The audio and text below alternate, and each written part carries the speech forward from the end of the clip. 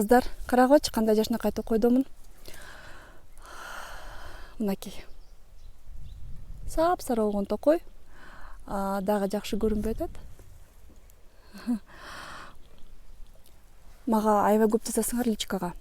Айнура же бетим пигментация болуп атат, купероз болуп атат, угри болуп атат, анан кантип дарылайм? Ошону кепилип берчү дарылар барбы депчи.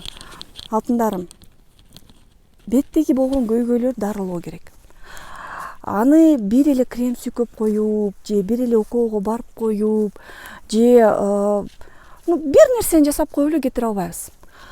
Биринчиден, жашооңорду өзгөртүшүңөр керек. Эгерде силер бетти жуубай, карабай, ысык суу менен жууп, же муздак суу менен жуусаңар, же косметиканы колдонбосоңор, өзгөртүшүңөр керек. Тура колдонушуңар керек. Бетке тура кам көрүшүңөр керек.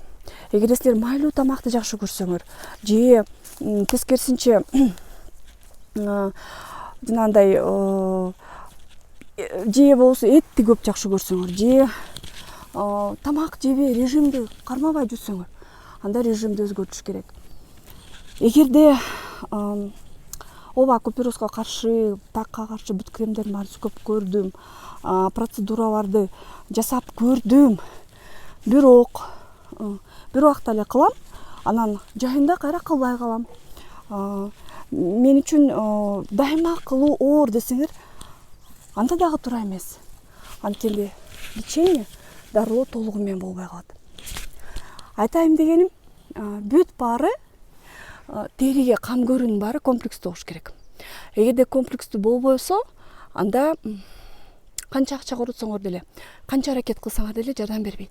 Эгерде териге кам көрүп баштасаңар, мисалы, тактар дарылап баштасаңар, куперозду, угрини кетире баштасаңар, теринин кургактыгы менен күрөшөм десеңер, анда буну дайыма кылышыңар керек.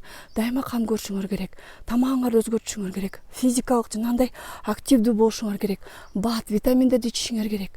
Көңүлүңөр жакшы болуш керек. Анан баары чогуу келип, процедуралар жасашыңар керек. Баары чогуу ушу топтолушуп келип, анан гана жыйынтыкка жетет.